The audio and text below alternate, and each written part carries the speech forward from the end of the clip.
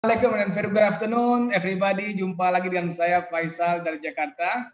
So malam ini kita beruntung sekali karena kita masuk dalam sebuah acara ataupun sebuah tema yang sangat-sangat menarik. Kenapa? Karena tema ini saya yakin pasti tunggu-tunggu oleh sejumlah banyak orang. Tema yang kita akan bahas pada malam ini adalah tema yang memang setiap orang harus mengetahui dan perlu mengetahuinya. Tapi sebelumnya saya ingin mengucapkan karena kita masih dalam suasana Idul Fitri, so mohon maaf lahir batin kepada semuanya dan semoga semua amal ibadah yang dilakukan pada bulan Ramadan diterima di sisinya dan kita bisa menjadi orang yang lebih baik pada masa yang akan datang.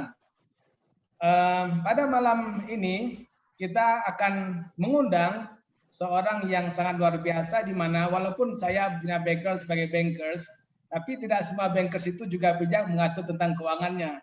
Karena kebanyakan mungkin bankers itu kebiasaan mengatur keuangan orang lain, melihat laporan keuangan perusahaan orang, tapi belum tentu dia bisa mengatur keuangan perusahaan dia sendiri ataupun keuangan keluarganya sendiri.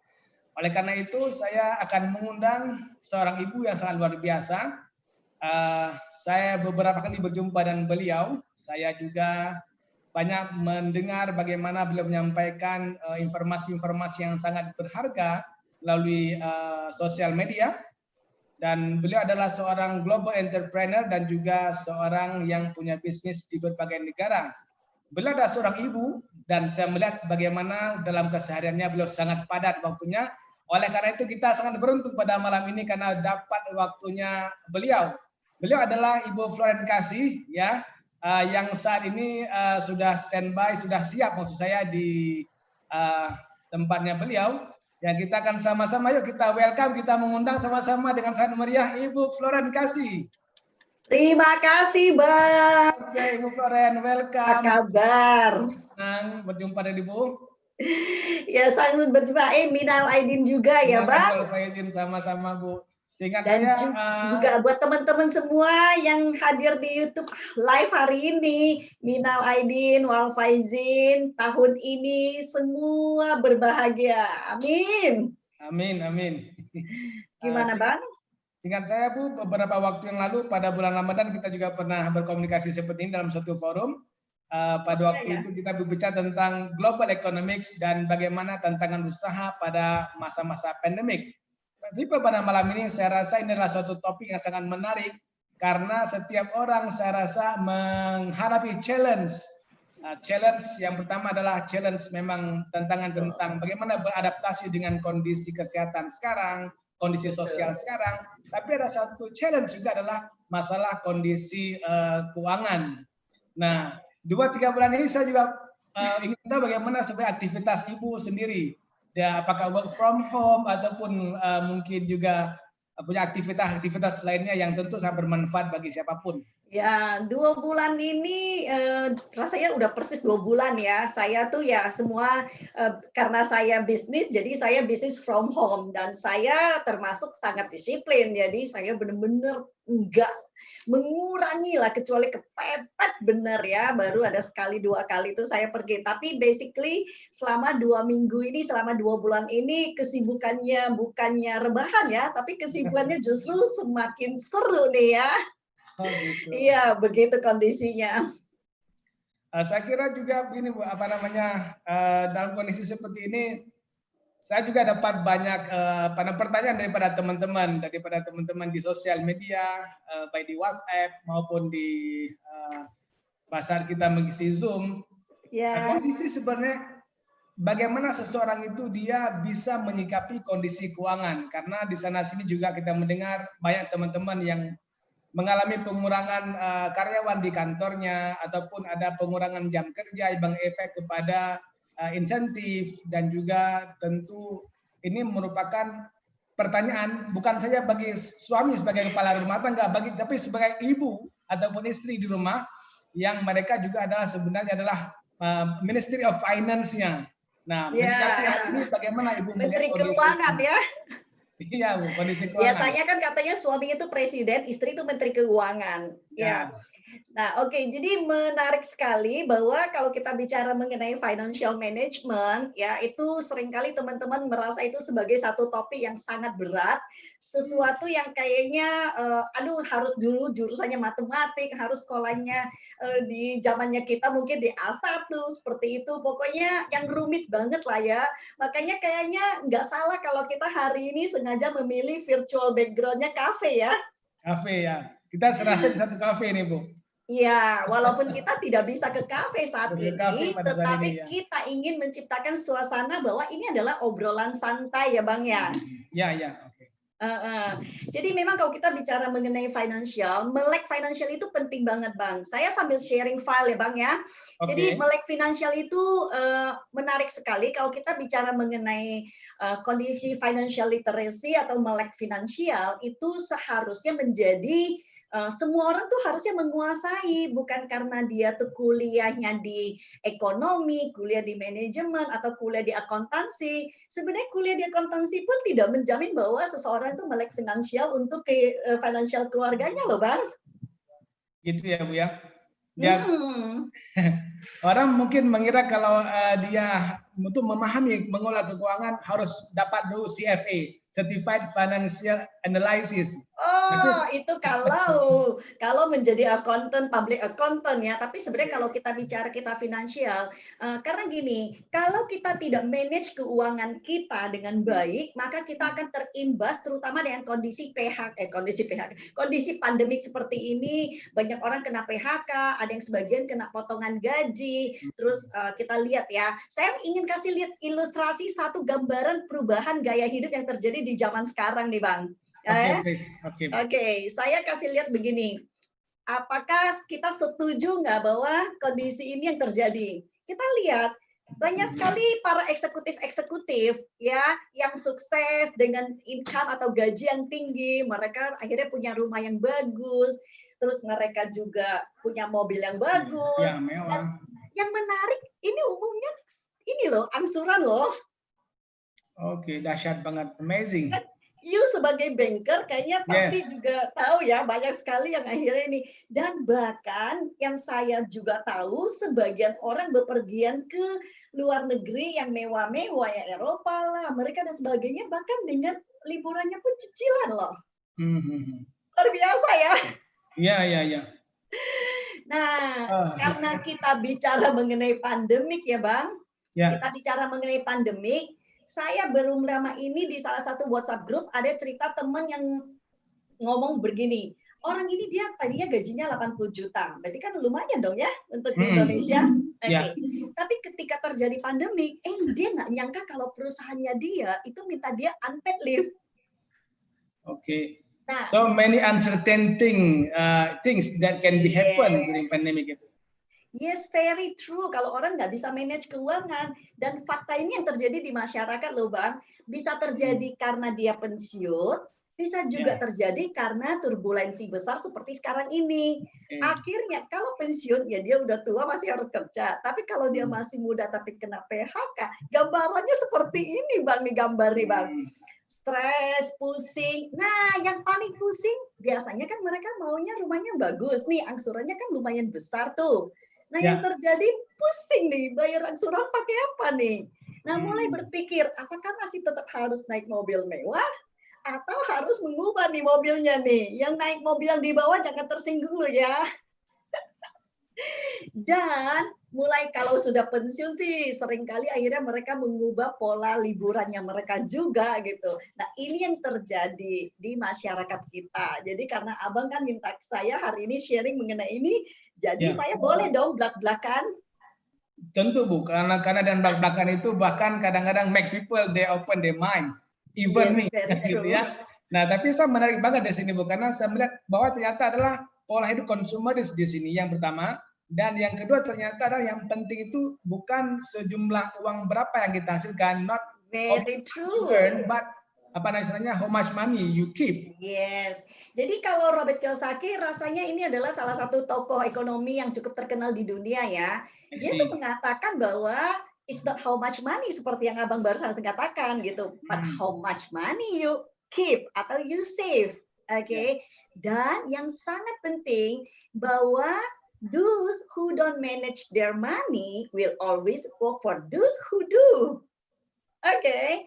Dan Robert Kiyosaki mengatakan bahwa kaya itu bukan jumlah penghasilannya loh, Bang. Yang Ya, disebut dengan kaya itu adalah orang yang bisa manage uang. Karena banyak sekali orang yang penghasilan 10.000 US dollar, 100 juta per bulan misalnya. Kan pasti dia merasa bahwa hidupnya cukup kaya cukup dong. aja ya. Ya Cukup kan? aman lah gitu. Ya, tapi kalau dia nggak manage uang, dia tuh belum termasuk kategori orang kaya. Menurut Robert Kiyosaki loh ya, bukan menurut saya, tapi saya setuju banget.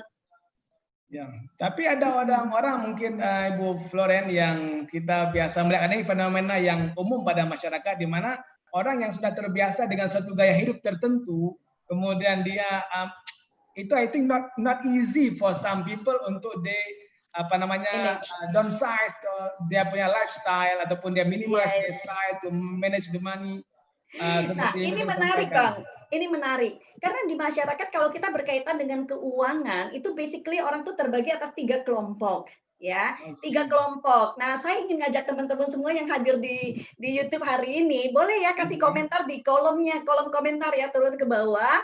Oke, saya ingin ngajak lihat. Nah, kelompok yang pertama itu adalah orang yang namanya saver. Saver ini menarik seperti ini. Biasanya mereka tuh keep uangnya dia, kalau dia membelanjakan uangnya, apalagi dalam jumlah yang lumayan besar, mereka akan merasa berdosa sekali. Oke, tetapi yang menarik adalah kelompok kedua, spender. Spender ini kebalikannya. Kalau dia tidak membelanjakan uangnya, itu nggak bisa tidur, malah berasa berdosa kalau nggak belanja. Ya, nah tapi ada orang yang ketiga yaitu namanya avoider. Avoider itu biasanya tuh nggak mau tahu menau urusan uang. Misalnya contoh, Bang, ini Juli mau bayar uang sekolah nih naik kelas, gimana? Aduh, kamu urus sendiri aja. Nah itu biasanya tuh, itu kamu urus sendiri aja. Nah biasanya orang menjadi avoider itu karena ada faktor-faktor masa kecilnya membuat mereka tuh benar-benar mau menjauhi urusan uang. Nah kita ingin lihat ya Bang di YouTube nih, teman-teman yang hadir di sini. Tidak ada yang benar, tidak ada yang salah loh ya. Nggak ada yang benar, nggak ada yang salah. Boleh nggak teman-teman yang hadir di sini, ya, saya ingin lihat nih, ya. Boleh nggak kasih komen di bawah komen? Saya nih tipe apa? Karena kalau nggak tahu tipenya, maka nggak menarik. Pembahasan yang berikutnya tuh nggak menarik. Menarik kalau kita tahu tipe kita. Ayo, pokoknya nggak ada ulangannya, tidak ada. Bang, nanti pada nggak berani, aduh, saya kalau spender malu nih. Enggak skip komen karena bagaimanapun ujian negara, ujian nasional sudah selesai. Yes, ya. Jadi nah, jadi ada yang ini udah ada yang menjawab bahwa dia spender, ada yang menjawab Avoider. ada nggak yang jawab saver, ada nggak yang jawab avoider. Kayaknya avoider mungkin dia nggak berani ngaku kalau dia avoider ya. Ayo teman-teman, saya masih menunggu. Masih ada jawaban? Ayo, mengenali diri sendiri itu sangat penting, Bang. Karena dengan mengenali diri, kita menjadi tahu mana-mana yang harus kita perbaiki. Karena mengenai faktor keuangan, itu adalah mengenai faktor diri kita. Bukan pasangan kita, atau bukan orang lain, atau bukan guru atau dosen kita. Sama sekali enggak. So, the first thing before we talk everything, itu adalah berbicara mengenai who we are gitu loh, siapa diri kita berkaitan dengan uang. So saya go on ya, oke, karena saya nggak bisa liatin detail nih, jadi saya asumsi sebagian ada yang sudah menjawab, ada sebagian ada yang belum.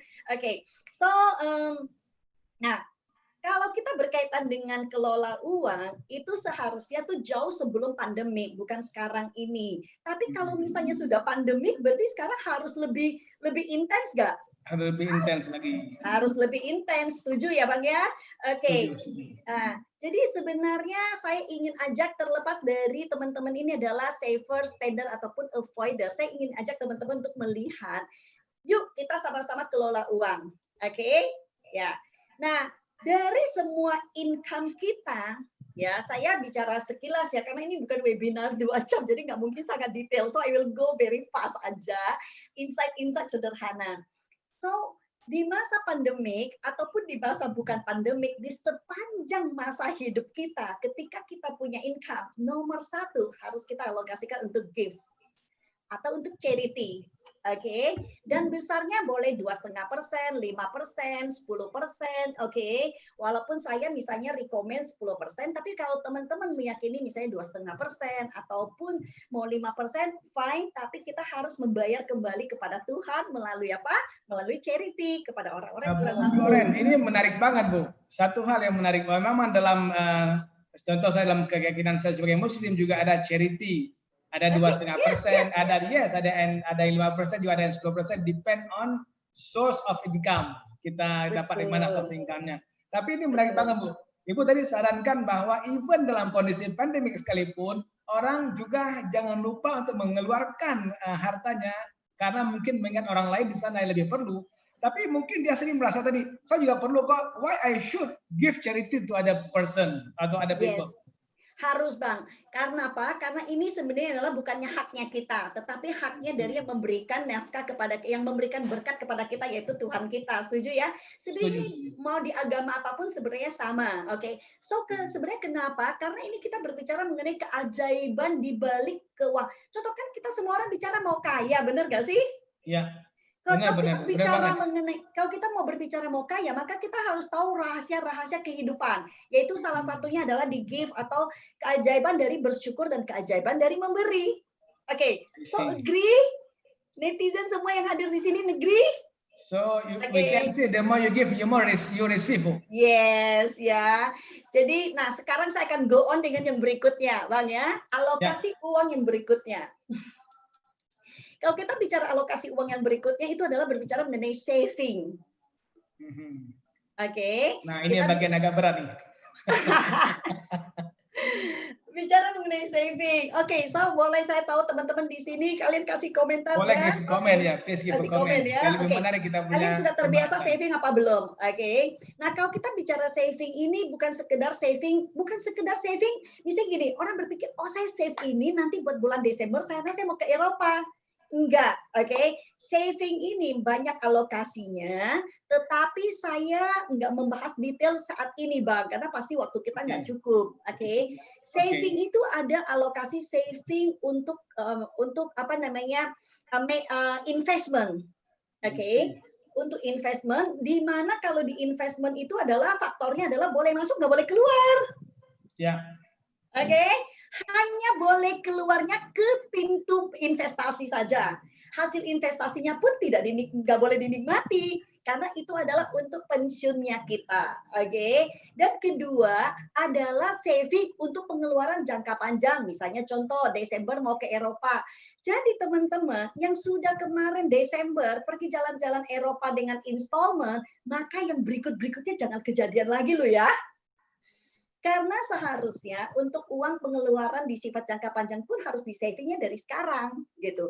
Dan yang ketiga, kita juga saving untuk apa? Untuk kita belajar, bersekolah, improvement education. Education siapa? Education diri kita. Dan juga saving untuk apa? Untuk kita belanja. Nah, saya tahu lah kalau cewek-cewek itu kan maunya ada beli tas, ada beli ini, ada beli itu. Nah, itu harus di-saving. Jangan ada saldo berapa, beli berapa. Itu salah besar. Salah sangat besar.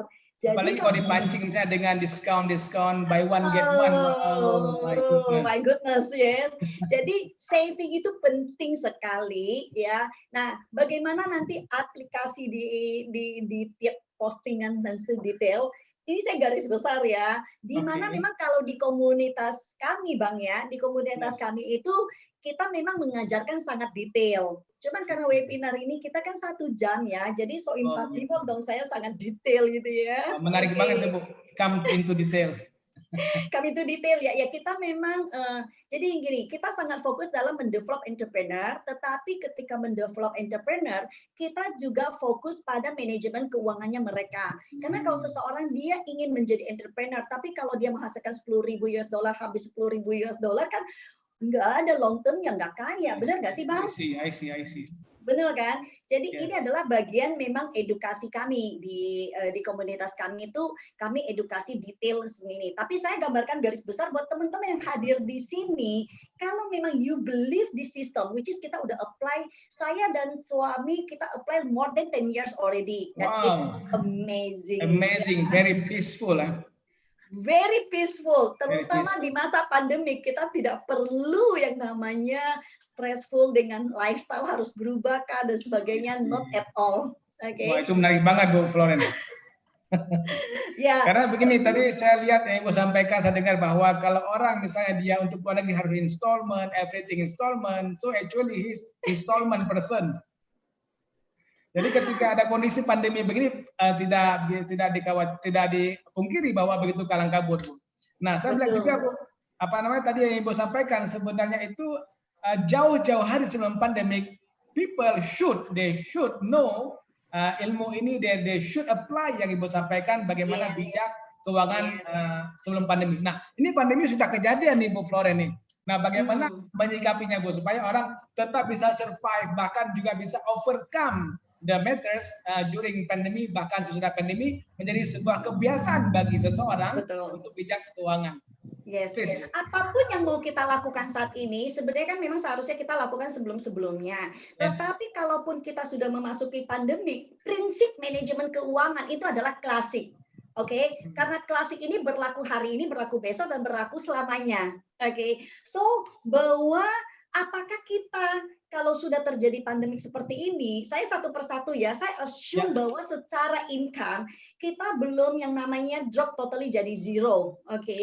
Mungkin juga belum drop 50%. Saya assume bahwa hari ini mungkin income-nya masih sama, tapi mungkin deg-degan aja nih, aduh depan gimana ya, depan gimana.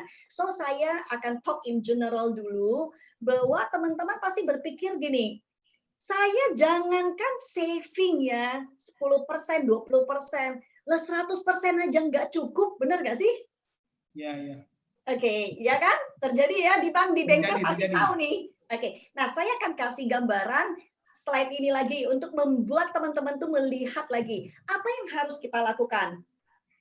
Menurut saya, number one, adjust lifestyle.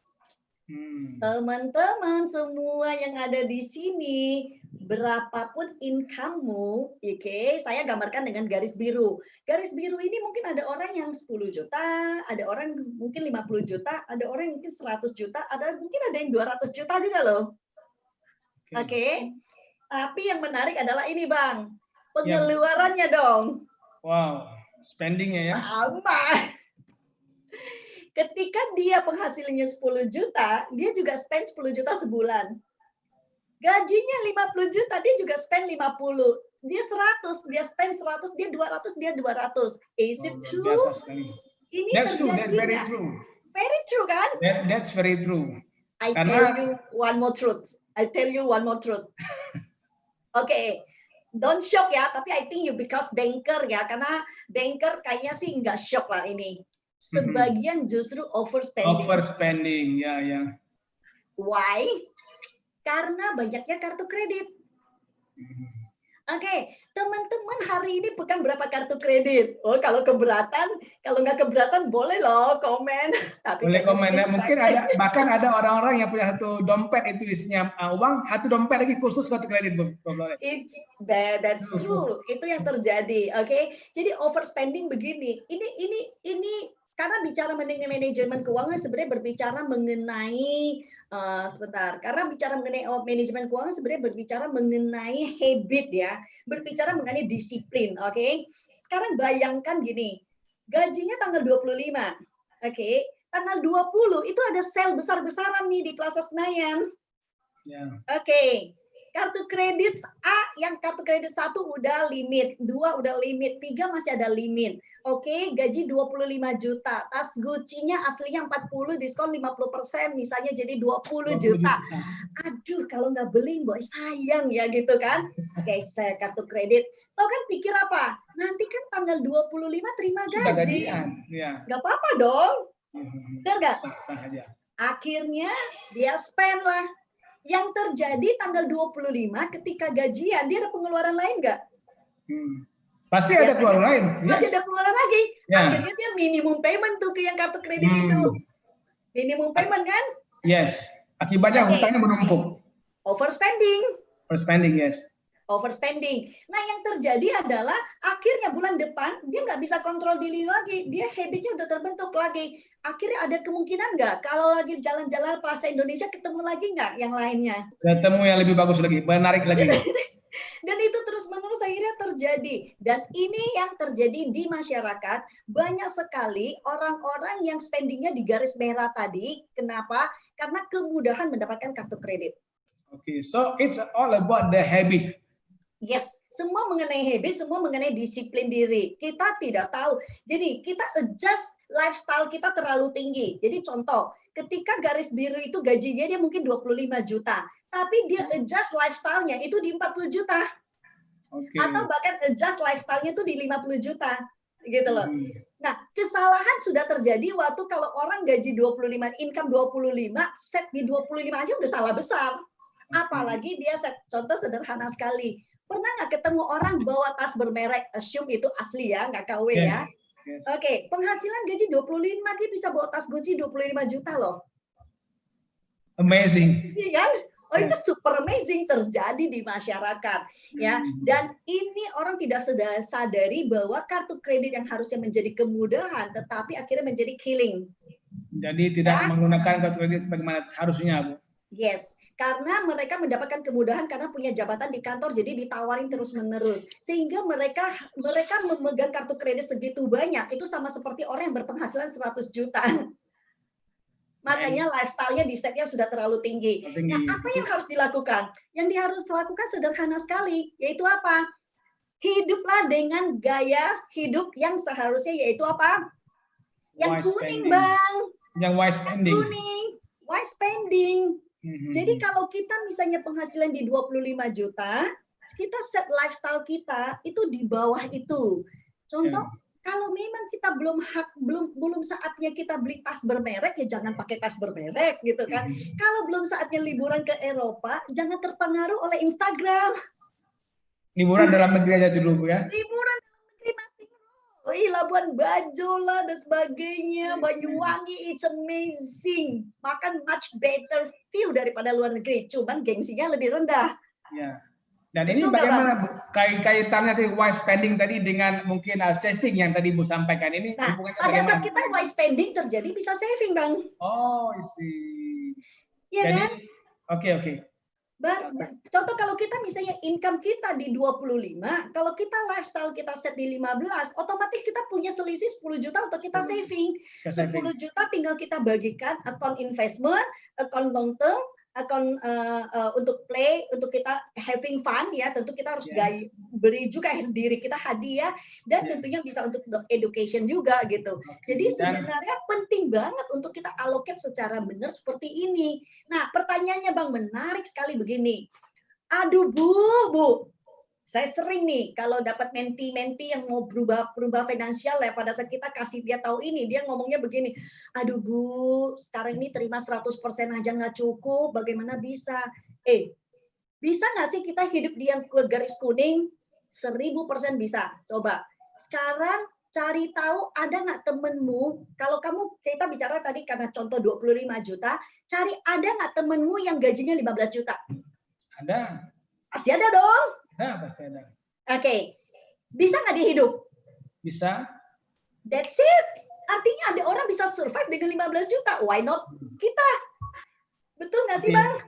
Benar. And some people also they can survive dengan 10 juta juga ada pada saat ini di Jakarta. Betul kan? Jadi artinya jangan kita memaksakan diri ke 25, harus 25. Even beberapa orang bisa 100 dan dia juga bilang dia 100 nggak cukup. Tapi kan ada teman-teman lain yang bisa survive dengan 50. So kalau kita turunkan kita ke level lifestyle 50, maka kita bisa save 50 juta loh, Bang. Wow, dahsyat sekali.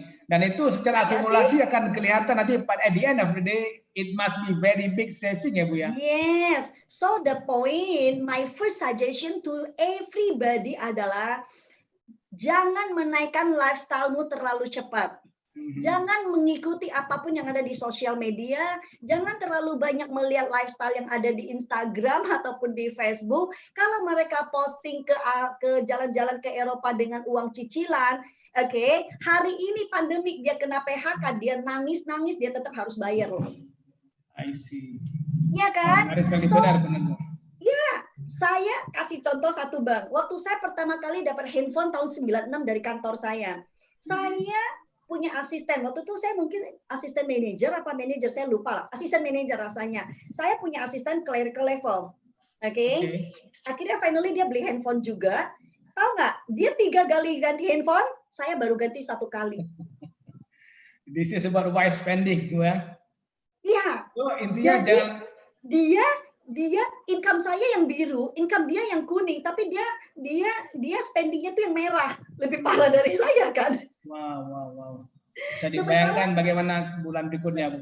Sementara income saya yang biru, saya hidup dengan lifestyle-nya dia yang kuning. Berarti kan seharusnya kalau saya nggak ganti handphone, harusnya dia juga nggak ganti handphone kan logikanya.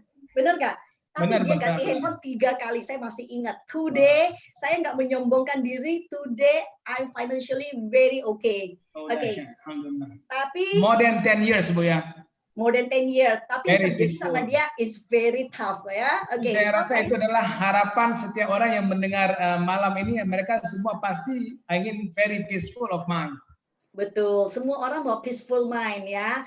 Oke. So suggestion berikutnya apa lagi? Catat ya itu ya.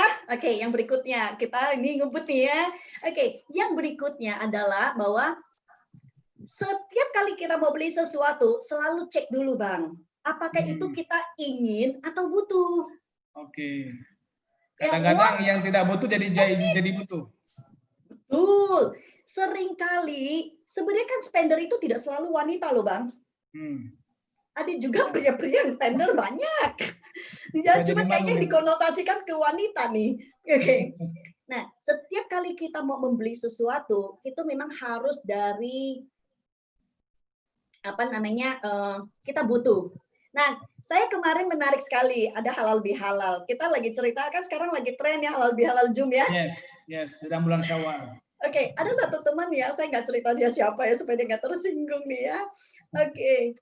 Nah, pada saat dia cerita gini, setiap kali dia ngelihat ada di Instagram ada penawaran, dia beli. Entah makanan, entah barang, pokoknya kalau yang fotonya bagus dia beli. Nah, artinya kan beli bukan karena kebutuhan, tapi beli karena ingin. Inginnya. Betul nggak? Yes. Dan menarik lagi, ada satu yang nimpalin. Iya, gue cek di Topet nih. Bingung, gue mau beli apa? Ya, akhirnya gue jadi beli ini. Loh, berarti kan dia yang penting beli. Ya, dia jadinya penting beli. Oke, so ini cek barang yang akan dibeli. Nah, menariknya adalah untuk generasi muda, terutama generasi kita bicara umur 20, 25 ya. Ini generasi yang kayaknya kata saving itu adalah terlalu aneh loh, Bang. Benda yang langka, Bu ya. Langka. Karena kan saya juga punya teman-teman yang anaknya seumur begitu ya. Ya. Di mereka di saldo uangnya, saldo rekeningnya ada berapa, itu harus dihabisin. Gitu loh. Jadi karena saya pernah beli satu buku mengenai gen milenial dan Gen Y ya berikutnya kan. Dia memang dikatakan di situ mereka tidak mengenal kata saving. Tidak mengenal kata saving, buat mereka itu spending is everything. Why? Karena namanya enjoy life. Karena apa? Karena terlalu banyak masuk hal-hal berkaitan bahwa freedom adalah enjoy. So tomorrow biarkan flow seperti itu. So tidak ada lagi yang namanya wants and needs. Semuanya menjadi wants. Pokoknya yang what I want, I get it. Oke, so suggestion Ibu adalah tetap harus membedakan antara apa yang kita perlukan dan apa yang kita butuhkan ataupun yang kita inginkan, Bu ya. Betul. Wants and needs ya. Dan harus. Dan ini barang bukan hanya mengenai pakaian, tas dan sebagainya, termasuk kebutuhan sehari-hari loh. Yang kita necessity biasa loh, belanja grocery dan sebagainya juga sering kali kok belanjanya over bukan karena needs tapi want. Gitu. Oke. Bahkan saya kadang-kadang orang pergi ke mall untuk belanja atau pergi ke pasar sekalipun mungkin bagus bawa catatan, Bu ya, mana yang perlu dibeli. Betul. Jadi nggak kelihatannya mungkin very traditional, tapi it's works atau it's fruitful. Yes. Jadi mata beli bukan karena lapar mata, orang bilang ya. Oke. Bang, satu tips lagi Bang, untuk orang-orang bisa masuk ke saving ya. Oke, what next? Banyak orang karena bilang nggak bisa, nggak bisa, nggak bisa. Simplicity, teman-teman, simplicity. Aduh, saya lupa hapus mereknya ya, but it's okay lah ya. Tidak mendiskreditkan mereka kok. Okay. Tapi sekarang saya ingin tanya, siapa yang almost every day membeli kopi? Ke kafe membeli kopi, itu nggak murah loh. 40.000, 50.000, benar nggak? Betul kan? Oke, sesungguhnya kita mau minum kopinya lebih enak dari kopi lain, atau kita mau gengsinya kalau bawa gelas itu kayaknya lebih cool? Kayaknya lebih self confidence-nya ada gitu. Self confidence-nya ada. Kenapa? Karena lagi lifestyle, lagi tren. Contoh kita lihat anak-anak umur 20, 25. Kalau mereka bisa nongki-nongki, istilah anak milenial nih, bisa nongki-nongki di kafe, wah itu kayaknya mereka udah paling trendy. I see. Nah, contoh sederhana. Saya kalau kasih contoh bisa simplicity. Buat teman-teman yang kerja di kantor, karena menarik sekali. Ada satu kali kakak saya cerita, temennya dia tuh selalu membawa tumbler dengan yang merek yang terkenal tadi, dan pergi ke bawah, ke kafe ke bawah, namanya ada bintang-bintangnya gitu ya, membeli teh. Oke. Teh. Pertanyaannya, kenapa nggak bikin aja tehnya di pantry? Toh bisa di pantry. Ya, kok bisa juga kan beli merek yang sama, Dilma, bener nggak? Yes. Ya, ini bener kan? Waduh, kenapa harus keluar? Saya belajar banyak nih Bu malam nih, karena dulu saya juga suka beli tumbler berbagai negara. Kadang-kadang pergi ke mall cuma untuk tahan tehnya saja. Padahal di rumah juga punya teh yang lebih enak mungkin. Betul. Dan sekarang saya kasih contoh sederhana sekali. Kalau kita beli kopi-kopi seperti ini, kita beli 50.000 lah, 50.000, 50.000. Kalau memang kita setiap hari melakukan, karena sekarang kalau weekend pun ngajak anak-anak nongki-nongki di kafe juga. Nggak mungkin sendiri. Aneh kan? Padahal menurut saya kafe itu adalah tempat buat kita meeting. Oke, buat saya kafe adalah business meeting. Oke. Nah, kalau kita 50.000 kali 25 hari udah 1,25 juta loh, Bang. Wow. Ya nggak? Masih banyak hal yang penting bisa dibeli ya Bu. True. Dan sekarang kalau di kasir apa yang ditawarkan? Pasti upsize. Upsize, anything else? Tambah 5.000, tambah 5.000 bisa tambah upsize menjadi 1,5 kali volumenya. Pertanyaannya, bener nggak sih kita butuh minum segitu banyak? Kalau saya selalu yang small size. Mau dia tambah cuma 1.000 perak pun saya small size. Karena pertama, saya nggak butuh minum sebanyak itu. Saya ke kafe umumnya adalah buat meeting. Oke, memang saya biasanya minumnya juga nggak banyak gitu kan. Oke, tapi poinnya adalah ketika kita upsize, yang sering kali terjadi adalah makan minuman juga ditinggal setengah, masih terisi ditinggal pergi juga. Jadi sebenarnya mereka beli upsize hanya apa? Karena tergoda kan? Yes. Dan mungkin bahkan ada sebagian orang mungkin merasa bangga ataupun dia proud kalau dia beli upsize dan bisa meninggalkan sisa makanan. Betul. Nah, beberapa orang berpikir kalau dia bisa menyisakan makanan itu kayaknya kelihatannya nggak terlalu pelit. Tapi kalau orang yang minum sampai habis itu kelihatannya sepertinya pelit, which is wrong kan? Yes, betul nggak? Yes. Oke, dan yang kedua ini saya kasih contoh sederhana sekali, sebenarnya ribuan gitu. Nah, contoh yang kedua, orang seringkali kalau dia kerja di kantor, dia makan siang pesannya jus. Oke, 1 kali jus 30.000 nggak? Yes. Kurang lebih lah ya. 30.000 ya. Kalau dia makan malam sebelum pulang ke rumah, dia makan malam dulu, dia malamnya juga pesen jus lagi. Ya. Itu saya hanya asumsi 1 kali aja 30.000 kali 6.000, udah 600.000. Pertanyaannya, dia minum jus apakah perlu? Bukan karena sehat. Orang kalau mau sehat makan buah. Betul nggak, Bang? Ya, benar, Bu. Benar, Bu. Betul kan? Oke, dan yang terjadi apa? Ketika dia misalnya minum jus seperti itu kan hanya karena kebiasaan. Kalau dia pesannya teh hangat, rasanya kurang cool ya. Kurang keren. Kurang keren. Enggak sih? Nah, orang sekarang lebih banyak mementingkan kerennya daripada savingnya. Buat mereka yang setiap hari membawa kopi, pertanyaannya, dia punya saving nggak? Saya punya teman-teman, ya, bukan banyak teman lah ya, jangan bilang banyak, saya afirmasi nggak banyak. Saya punya teman, setiap hari dia membawa kopi. Tetapi dia nggak punya even one piece investment. Dan I'm not sure dia punya saving. So, kenapa bergaya kita bawa kopi sementara kita nggak punya saving? Ya, betul nggak sih? Benar. Kalau Bang, sorry loh, Bang, hari ini kita belak-belakan nih, Bang. Itu memang penting. Kenapa? Karena sebenarnya bicara masalah tentang ketahanan keuangan di rumah. kalau ketahanan keuangan di rumah itu terselamatkan, maka juga kita akan peaceful of mind, bisa berpikir hal-hal yang positif. Saya juga Betul. melihat bahwa yang tadi disampaikan mungkin sebagai orang bilang itu kan dulu waktu saya belum pandemik ataupun belum pandemik. Tapi jangan lupa kalau COVID tadi tidak dikoreksi, maka juga pada masa yang pandemik orang bisa pesan sana, pesan sini, gosen. Jangan salah, pandemik ini sekarang ini food delivery itu menjadi sangat umum.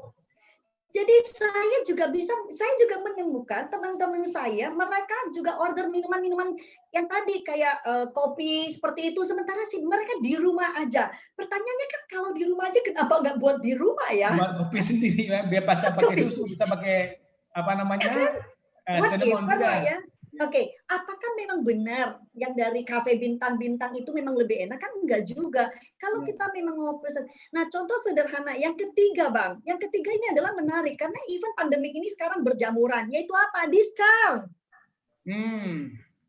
Oke, diskon. 70%. Contoh, very interesting. kalau kita beli sesuatu yang tidak kita butuhkan, oke, kalau itu 70% off, apakah kita menghemat 70%? Belum tentu. Mungkin kita boros 30%. Boros 30% ya. Jadi ini mungkin yang jarang sekali orang istilahnya take consideration. Betul. Karena gini, ketika dia pikir itu barang 1 juta, aduh diskon 70%, sisa cuma 300.000. Waduh sayang banget kalau sampai nggak dibeli, sayang banget, dosa nih. Akhirnya mereka beli.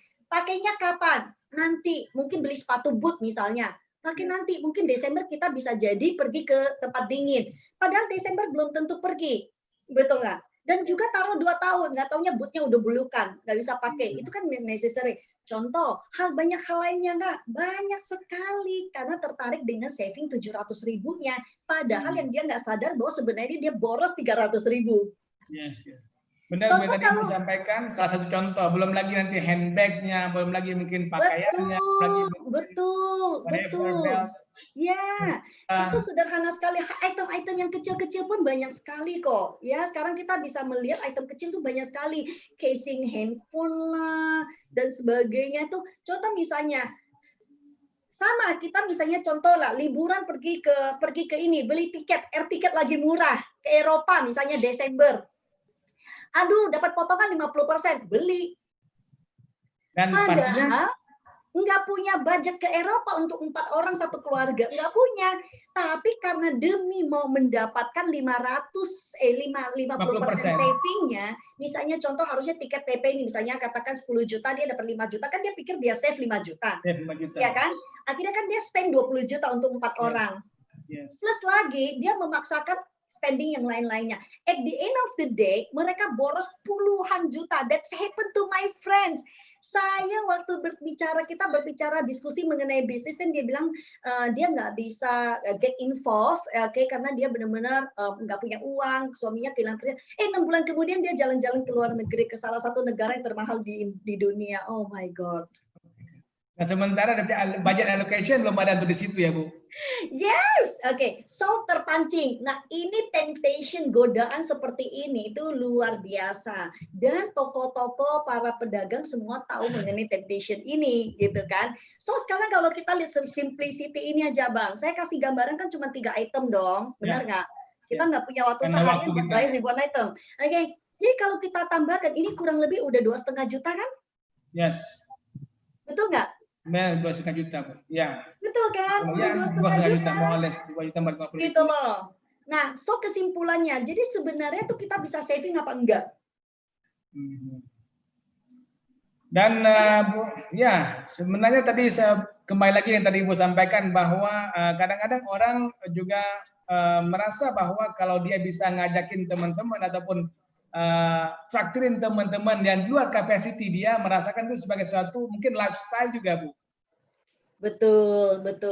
Karena gini, sosial media ini satu sisi bagus, tapi satu sisi itu membuat orang tuh merasa bahwa mereka tuh harus berusaha mengikuti semua gaya hidup itu. Dan karena memang tidak ada di sosial media bicara mengenai saving, benar nggak? Yes. Yang ada spending. Kenapa? Karena kalau beli segelas kopi lalu mereka bisa pasang di story. Take picture. di Instagram Oke. sorry lah lagi di kafe Wah, menarik ini. sekali, Bu. Nah, Bu Floren, ada juga saya ingin come into deeper. Jadi tadi di samping mungkin harus yang pertama adalah kita harus adjust lifestyle supaya kita bisa mengubah pelan-pelan habit kita. Kemudian juga yang kedua adalah memilih antara wants and need, mana kita mau dan kita perlu. Dan yang ketiga adalah simplicity. Apakah cukup dengan 3 ini saja, Bu? Atau mungkin ada sisi lain yang harus kita ataupun siapapun pemirsa pada malam ini untuk increase ataupun harus diperkuat gitu, strengthen. Nah, menarik banget. Sebenarnya pandemik ini itu memberikan banyak sekali pelajaran buat kita semua.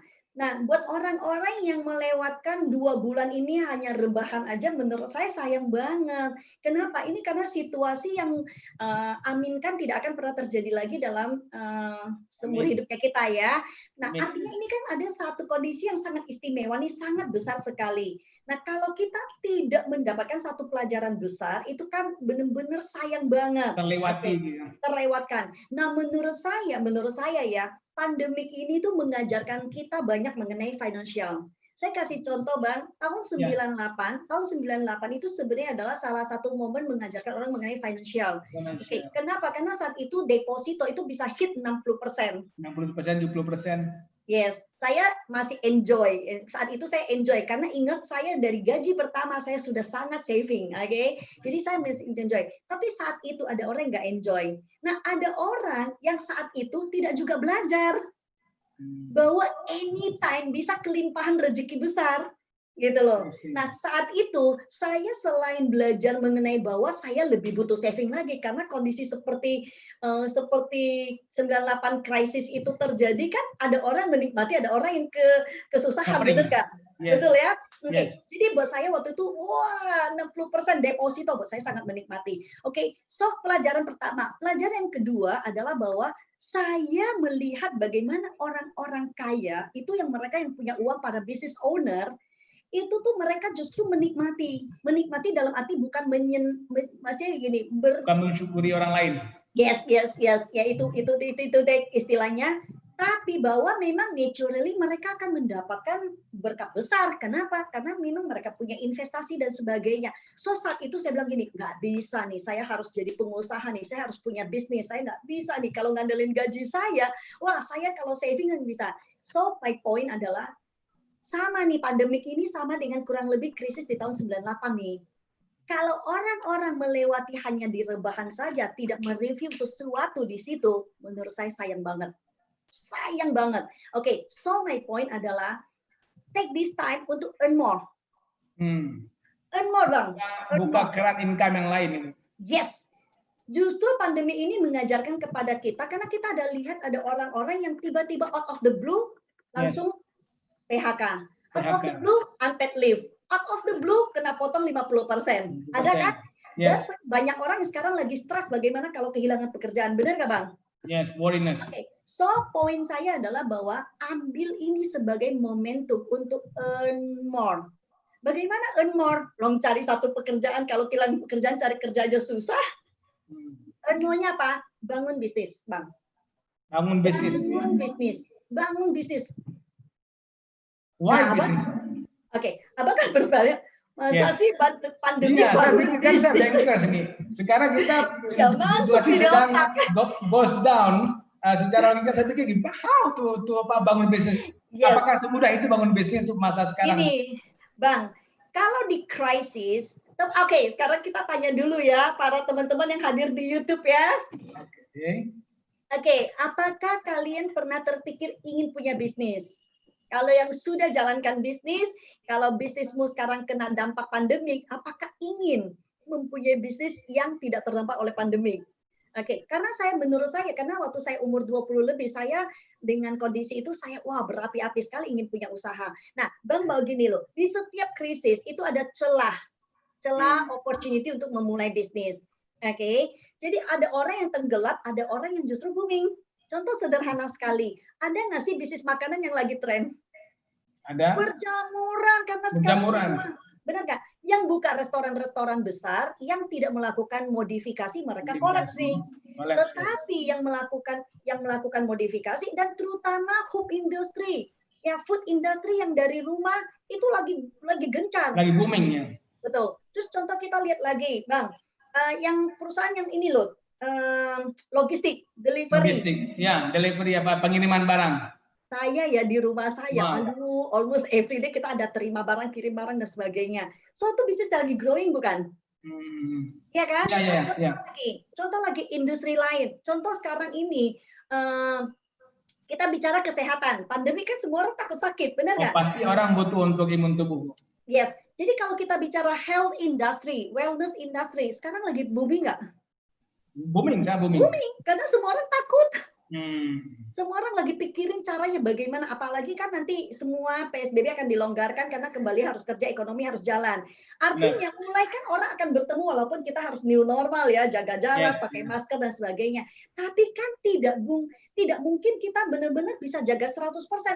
Meja yang bekas dia pegang terus kita nggak mau pegang kan susah, benar nggak? Iya kan? Yes. So yang bisa kita lakukan apa? Imun sistem bukan? Nah, di situ kan orang kalau yang bergerak di wellness industry ataupun health industry itu kan booming. Wow. Betul nggak? Yes. Ya kan? So sebenarnya bukan tidak ada usaha yang bisa jalankan, masih banyak kok Bang, banyak sekali. Oke. Nah, tinggal memang semua orang harus kreatif. Dan sekarang ini saya 2 bulan, saya dulu bisnisnya offline online gabung. Oke. Tapi 2 bulan ini totally saya dengan teman-teman saya ya bersama-sama kita totally change menjadi online bisnis. Oke. Dan menarik, online akhirnya banyak peluang online yang tadinya tidak kami sadari ini, akhirnya kita sekarang merangkup. Oke. Tadinya kita tidak banyak berbicara, misalnya contoh di luar negeri kita masih semi-semi ya, online offline. Sekarang online semua. So online adalah opportunity nggak? Menurut saya juga opportunity. Bahkan kalau saya lihat dari penjelasan Ibu, dengan online sekarang itu bahkan bisa menjangkau dimanapun, siapapun, kapanpun. Betul. Nah, kemarin ini kita diskusi dengan satu teman, salah satu partner saya diskusi dengan salah satu teman di benua Afrika Timur ya, dan talk seriously about the business. Saya juga sedang kemarin ini berbicara dengan teman dari Kenya, dan kita discussion mengenai how to build business together. So, karena online, akhirnya membuka semua peluang itu. So, it's good gak? Yes. It's good, Bang. Jadi, maksud saya kalau kita berbicara earn more, hanya kadang-kadang orang berpikir kalau krisis berarti udah nggak ada opportunity. Wrong, really wrong. Oke, hanya bahwa mindset itu harus diubah. Mindset penting banget ya, Bu. Nah, apakah cukup aman berarti dalam yang Ibu sudah jalankan ataupun Ibu selaku global entrepreneur melihat bahwa cukup aman menjalankan walaupun dalam kondisi di mana pandemik? Yes, sebenarnya yaitu yang Bang yang tadi saya bilang, di zaman pandemik ini ada orang yang earning more, ada orang yang memang jadi drop. Oke. Nah, kalau kita memang bisa menemukan jalan yang tepat, bidang yang tepat, dengan kereta yang tepat ya. Tapi satu hal lagi penting banget dapat mentor, Bang. Mentor ya, kunci ya di situ. Mentor penting banget karena supaya kita tuh nggak meraba-raba, karena kan orang gini loh, 9 dari 10 orang kalau kita bertanya sama orang boleh nggak mulai bisnis sekarang, 9, berapa mungkin 9,5 akan menjawab jangan. Gitu. This is not the right time, I say. Yes, ya kan. Sementara this is the right time to earn money. Kalau yang 5% yang menjawab gitu. So kadang-kadang kita butuh, saya menarik lah setelah lewatin 98, setelah krisis 98 kan saya langsung wow, saya waktu itu sayang sih nggak ada internet ya. 98 itu setelah lewat saya kan membara-bara saya ingin punya bisnis. Tapi how? Wah saya bener loh, searchingnya lama banget loh. Karena dulu kan nggak ada Google, nggak ada apapun kan. Oke. Iya. God-nya saya dapat very good mentor.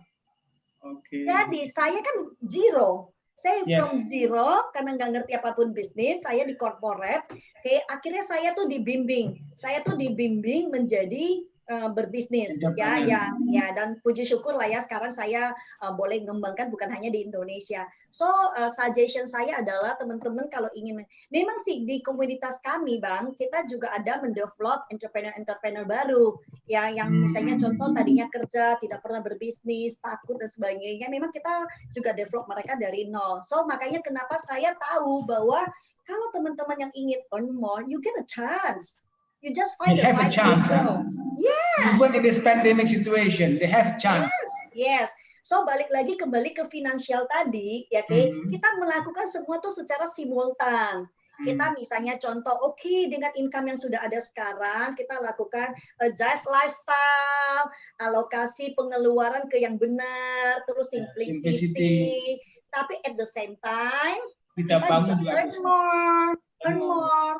Kalaupun kita bisa melakukan adjustment ini pengeluaran kita menjadi turun. Nah, kalau kita bisa earn more, then very good dong. Semua yang di earn more ini, bisa jadi saving kan? Ya, very big saving. Iya kan? Dan pastinya ketahanan keuangannya bufferingnya akan lebih besar itu kan. Yes, contoh kalau itu terjadi. Nah, kita yang pikir, tapi kan udah sayang ya pandemi udah lewat. Kita nggak tahu loh, banyak orang memprediksi dampak ekonominya bisa 2 tahun sampai 5 tahun ke depan. So, sekarang ini masih sangat tepat untuk ini. Saya kasih sedikit ilustrasinya, lihat ya Bang ya. Semoga saya ada siapkan ya. Nah Bang, seperti ini. Kalau seandainya kita bisa saving 1 juta aja sebulan, 10 tahun ke depan, kalau kita bisa saving dengan 5%, 192 juta, tapi kalau kita bisa 10%, 249. Nah, bayangkan kalau kita earn more, dapatnya tambahannya 10 juta. 10 juta itu kita nggak sentuh, karena toh kita bisa hidup dari gaji. Terus 10 jutanya kita taruh untuk saving. 10 tahun kemudian dengan bunga 10%, itu sudah 2,5 M. Wow, saya yakin kalau setiap orang benar-benar memperhatikan ini, Bu Floren, melihat ini dengan seksama, dia akan benar-benar berpikir untuk yang tadi Bu sampaikan tentang keajaiban dunia ke-8, compounding interest, tentang menabung, membangun habit yang baru, kemudian juga akan melihat hasilnya setelah 10 years, next 20 years, next 30 years. Betul. Jadi kalau kita lihat tadi, kalau kita lakukan beberapa adjustment, akhirnya kita bisa nabung 1 juta yang uang masuk nggak keluar, dan kita bisa punya 2,5 M kalau bunganya 10% ya. Tapi kalau memang kita akhirnya earn more, dan yang di earn more ini, ya menghasilkan lebih ini, sepenuhnya 100% bisa ditabungkan, bisa ditabungkan, berarti kan 2,5, asumsi saya 10 juta ya, berarti kan 2,5 M. Kalau lebih ya bagus banget, bener nggak? So, the next 10 years, kita tuh udah jangan masih lama 10 tahun. Yang 10 tahun yang lalu kita juga nggak terasa. Kedip udah 10 tahun, benar nggak Bang? Ya benar. Dan ini sebenarnya bisa dilakukan tidak hanya mungkin oleh orang yang berpenghasilan tinggi, siapapun sebenarnya yang memutuskan itu bisa melakukannya, Bu Floren. Yes, exactly. Jadi kalau teman-teman misalnya contoh nih, yang berpenghasilan 5 juta, itu 3 tips yang tadi, you have to do. Yang berpenghasilan 100 juta gajinya, you also have to do. Karena biasanya lebih berbahaya justru di orang-orang yang gajinya tinggi nih. Ya, karena apa? Karena income-nya naik, lifestyle-nya biasa naik duluan. Dia terima surat kenaikan gaji, surat kenaikan pangkat, udah pergi belanja duluan, naik pangkatnya baru bulan depan. Ya, efektifnya bulan depan ataupun 3 bulan lagi ya Bu ya. Tapi belajar sekarang. Tapi belanja udah duluan. Menarik sekali. Waduh, dahsyat banget Bu. Aduh, nggak terasa kita sudah 1 jam ya. Dan Bu Floren, saya yakin ya, saya melihat bahwa generasi akan datang, kita punya anak-anak juga ke depan, kalau mereka bahkan kalau menabung mulai pada 500.000 pun sebulan, dari uang ampau kah, dari uang salaman lebaran kah, itu amazing banget. Amazing, ya makanya saya rasa ini kan saya janjikan adalah kita berbicara tips yang simple dan aplikatif ya. Sebenarnya yang tadi saya bicara itu adalah sangat aplikatif karena apa? Karena I apply. Jadi sejak saya gaji pertama saya sudah apply dan manage ya. Jadi starting dari nol, tapi karena manage-nya dengan baik dan habis itu memang saya juga mulai bisnis sehingga saya bisa earn much more, Dan financial itu adalah mengenai disiplin diri kita untuk manage dengan baik keuangan kita. Dan siapapun kalau manage keuangan tidak akan pensiun miskin itu Bang. I see, amazing. Menarik sekali Bu Floren perbincangan kita pada malam ini. Luar biasa sekali ya, karena ini adalah memang kebutuhan setiap orang. Sebenarnya setiap orang pasti ingin hidup itu damai at the end of the day. Yes, ya. Jadi memang itu yang kita harapkan kan. Hari ini kalau kita misalnya nyetirnya BMW, Mercedes gitu, kalau misalnya at the end of the day 10 tahun dari sekarang akhirnya kita harus jual itu semua kan ya sedih juga kan. Ya. Jadi mendingan ya kita naiknya pelan-pelan, tetap naik, tapi ya pelan-pelan. Tapi yang penting di end of the day aman. Nah, di end of the day-nya itu kan tidak harus pensiun, bisa jadi kondisi krisis seperti sekarang ini. Oke, 10 tahun lagi ada krisis nggak? Nggak tahu. Orang siklus krisis itu 10 tahunan. 10 tahun, ya. Benar nggak? Ya, ya. Ya, Benar. saya nggak jago di urusan makro, tapi saya kalau urusan mikro memang passion lah. Oke. Bang, mungkin kalau ada pertanyaan kali ya, kalau satu dua kan. Saya rasa takutnya teman-teman mungkin udah bosen nih kalau dengerin kita berdua ngobrol terus. Ya, mungkin ada apa namanya, ini ada pertanyaan ya Bu Floren ya. Apakah apa namanya dalam tadi berbicara tentang komunitas ya Bu, ya komunitas itu juga sampai ke persoalan tentang kebiasaan menabung ini pun akan dimentorkan gitu Bu, karena penanya ini melihat bahwa dia adalah orang yang selama ini belum terbiasa untuk menabung. Biasanya satu yang menarik untuk mendapatkan income yang lebih, income yang bagus di samping salary, tapi apakah jangan sampai nanti sudah dia berbisnis, pertanyaannya itu tapi bisa jaga uangnya juga gitu Bu. Iya, nah teman-teman mungkin kan kita memang bicara ajak teman-teman untuk spare waktu 1 jam ya. Tadinya saya berpikir mungkin saya bicara 45 menit, ternyata udah dikebut-kebutin 1 jam juga ya baru selesai ya. Memang sih kalau menarik. Ya, kalau memang secara webinar in overall itu memang perlu waktu 2-3 jam ya untuk membahas yang tadi kita bahas lebih detail lagi. Ya, tapi kalau memang ada 1-2 pertanyaan, oke, just drop your question ya. Nanti Bang Faisal ataupun saya coba melihat di sini. Semoga saya bisa menjawab. Oke ya. Tapi tadi pertanyaan dari Bang Faisal benar banget. Karena gini, ada juga orang-orang yang pengusaha ketika dia masa produktifnya atau masa company-nya berjalan dengan bagus, akhirnya mereka earning good money. Tapi karena mereka tidak pernah manage dan mereka boros-borosin pemakaian dan sebagainya. Nah, sehingga pada saat dia pensiun, perusahaan tidak mau diterusin lagi atau bahkan mungkin ketemu krisis seperti sekarang, terjadi sesuatu dengan perusahaannya gitu. Dan akhirnya mereka harus mengalami terjun payung urusan keuangan. Nah kan nggak enak banget, ya kan? Sebenarnya gini loh, mudah banget untuk adjust naik lifestyle yang naik itu mudah banget adjust. Turun itu yang susah. Oke, turun yang susah. Jadi kalau kita bicara misalnya contoh hari ini kita naiknya misalnya mobil biasa lah gitu kan ya. Terus disuruh naik BMW atau naik Mercedes gampang nggak? Gampang. Tapi kalau naik Mercedes terus naik ojek susah. Susah ya kan? Dibayangkan. Ya, nah jadi kalaupun dia misalnya kenapa di kita itu ketika kita mementorin seorang calon pengusaha, calon entrepreneur tuh kita juga memasukkan faktor-faktor seperti ini. Memang kita mendorong yang namanya mindset bisnis harus benar. Mereka harus berani invest bisnis. Karena nggak ada bisnis yang tanpa investment loh ya. Setuju. Oke. Nah, mereka harus berani berinvestasi dan sebagainya. Tetapi bukan spending yang tak terkontrol. Karena investasi sama spender itu kan 2 hal yang berbeda. Contoh misalnya, saya misalnya beli apalah ya, misalnya contoh lah ketika kita berinvestasi laptop untuk bisnis, itu kan investasi kan, benar nggak? Yes. Tapi kalau kita beli big TV, karena kita merasa kayaknya lebih keren gitu misalnya, ya kan itu spending, beda kan? Consumption. Ya, ini kebetulan ada pertanyaan nih Bang. Oke. Kalau bisnis kan besar risikonya, maka ada jaminan ya. Oke. Maksudnya mungkin jaminan sukses kali ya. Oke. Sebenarnya ada risikonya enggak? Semua hal dalam hidup ada risikonya. Yang tidak ada risiko, yang apa namanya si Mark Zuckerberg itu, risiko terbesar adalah yang tidak mau mengambil risiko itu. Risiko ya. Ya, saya nggak tahu persis exactly kata-katanya lah ya, tapi bahwa semua hal itu berkaitan dengan risiko. Oke, kalau risiko kita hadapin, kita kan ada 2 hal. Oke, kan orang takut gini, sukses atau gagal. Nah, kalau kita fokus pada potensi kemungkinan gagal, kan akhirnya bisa jadi gagal. Kenapa nggak coba lihat yang ini? Tinggal yang namanya itu calculated risk. Calculated risk, yes. Ya, contoh kalau kita perhatikan di zaman sekarang ini tuh mulai bisnis itu nggak seperti zaman dulu lagi. Sekarang ini banyak orang yang namanya kolaborasi, Ya konsepnya seperti itu sehingga calculated risk itu bisa dihitung. Ya asal kita ya manageable gitu. Jadi ada jaminan nggak sih untuk sukses diri kita sendiri? Depend on you. Ya kalau rebahan aja ya pasti gagal. Benar nggak?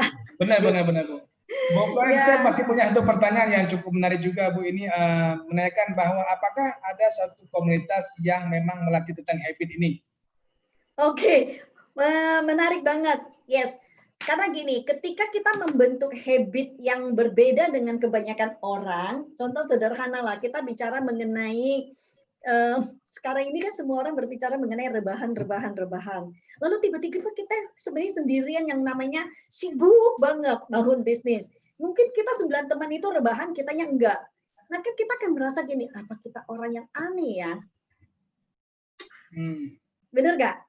Oke.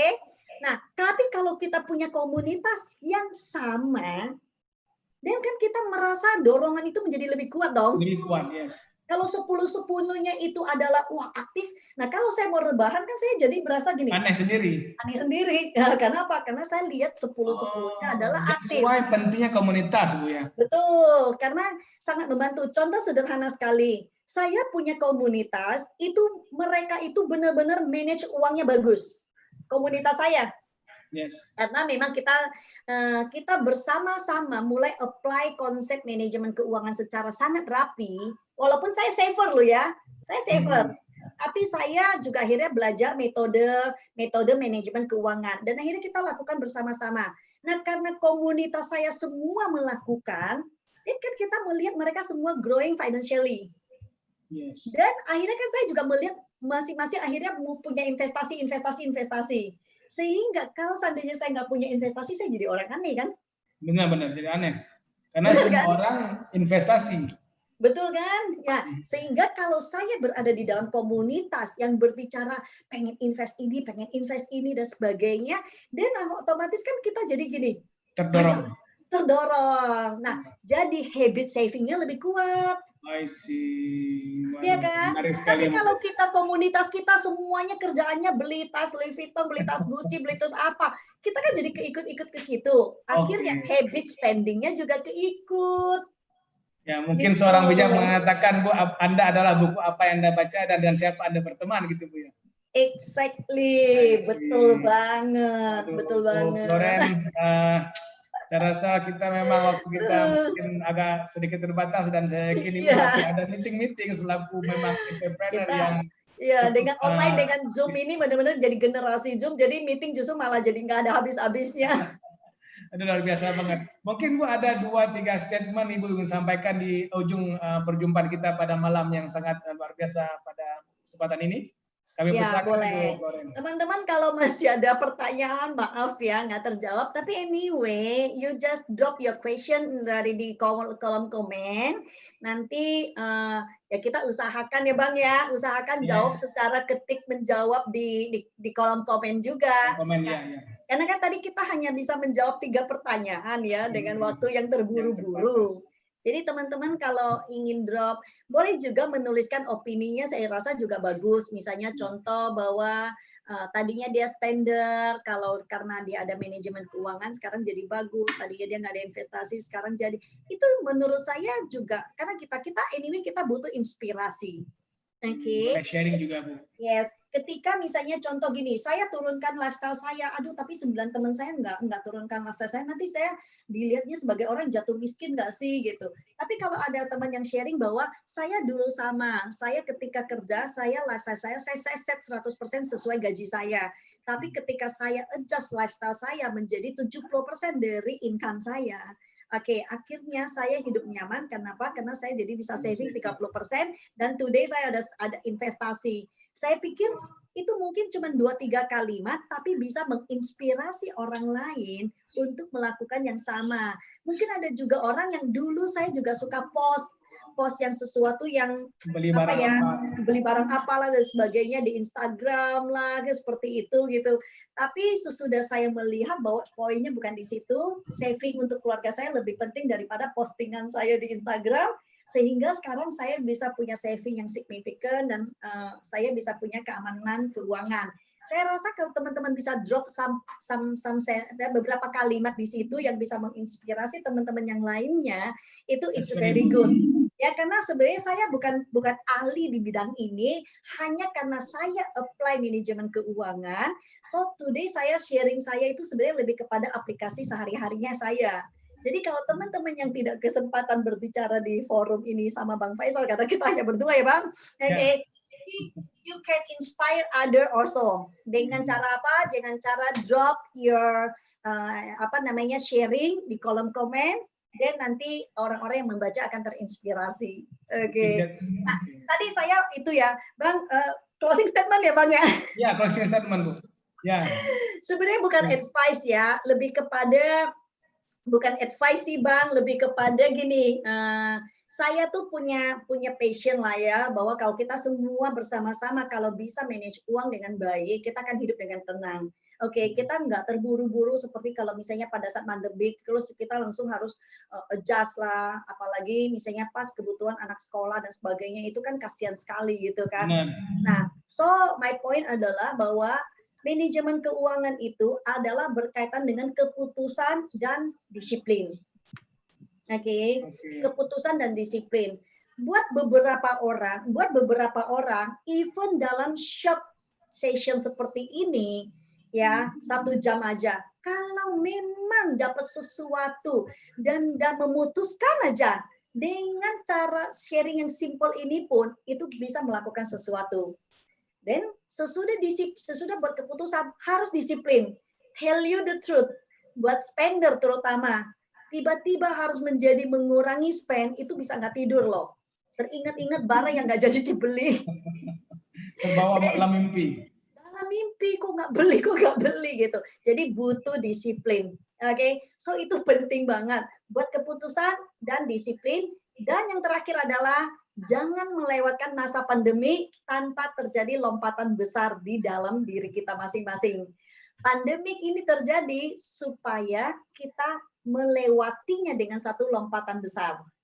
Kalau before pandemic dan after pandemic kita sama, sayang banget. Kalau turun, jangan. Harus terjadi lompatan naik. Yang signifikan. Yes, dalam berbagai aspek. Apakah aspek spiritual, apakah aspek mental, aspek psikologi, terpenting banget lagi juga adalah aspek finansial. So, pandemic good, kita tidak mendoakan good, kita mendoakan ini selesai dengan cepat, tetapi bahwa good dalam arti bahwa kita harus mendapatkan sesuatu dari kejadian besar ini. Karena itu terjadi untuk kita melihat hal dengan angle yang berbeda.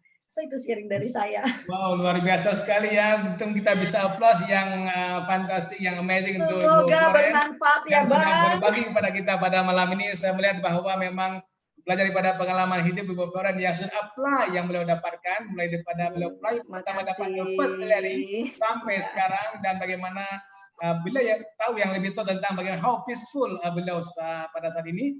Dan beliau telah berbagi kepada kita semua pada malam hari ini begitu banyak wisdom dan pengalaman-pengalaman Bu Floren. Ya, Bang, satu lagi, ini kan kita bicara di YouTube ya, di platformnya YouTube ya. Oke. Dan saya pikir kan nggak semua orang bisa hadir di jam yang exactly sama. Karena mungkin ada kegiatan doa, kegiatan halal bihalal dan sebagainya. Jadi teman-teman kalau merasa ini memang bermanfaat ya, bermanfaat, oke, share kepada teman-teman yang lain. Ya, saya nggak bilang bahwa ini adalah ilmu, tapi ini adalah sharing dari kami. Oke. Nah, kalau bisa di-share kepada teman-teman, artinya mereka mungkin juga bisa menontonnya dan juga bisa mendapatkan sesuatu. Siapa tahu sharing simple ini justru jadi titik tolak mereka untuk memperbaiki keuangan mereka. Benar nggak Bang? Ya kan? Setuju banget. So teman-teman ketika sesudah nanti di subscribe, oke, bisa copy link karena kita saya nggak planning untuk menghapuskan session yang hari ini karena beberapa teman nanya nanti ini di keep stay di channel apakah dihapus gitu kan? Saya bilang keep stay.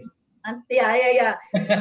Kita lihat. Tapi kalau memang bermanfaat kan kita keep ya, benar kan? Kita keep, teman-teman bisa manfaatkan untuk sharing kepada teman-teman yang nggak bisa hadir hari ini ya. Betul Setuju ya Bang banget, ya? setuju banget. Karena ini memang when you share, you give, mean you help other people life that memang benar bermanfaat bagi siapapun. Ya. Biasa banget Bu Floren. Mungkin ada lagi sampaikan Bu. Terima kasih banget ya. Udah begitu ya. So terima kasih banget kepada Bu Floren sekali lagi, pada teman-teman juga yang hadir di acara pada malam hari ini. Semoga bermanfaat. Ya, thank you juga untuk semua yang hadir. Thank you juga untuk hadir. Oke, dan semoga kita bisa bertemu pada kesempatan lain yang luar biasa bersama Ibu Floren. Terima kasih dan see you. Ya, Bang Faisal Mukhtar, ya, Bang Faisal Mukhtar. Jadi kalau mau mengikuti beliau bisa ke IG-nya beliau, bisa ke Facebook-nya beliau, selalu sharing hal-hal yang positif. So kalau kita tidak bisa berkomunikasi secara WhatsApp dan sebagainya, kita bisa berhubungan di sosial media ya. Sosial media. Oke, terima kasih sekali lagi Bu Floren. See you Bu Floren. Terima kasih. Bisa juga lebih banyak lagi. Oke, thank you and bye bye. Ya, bye bye everybody. Bye bye.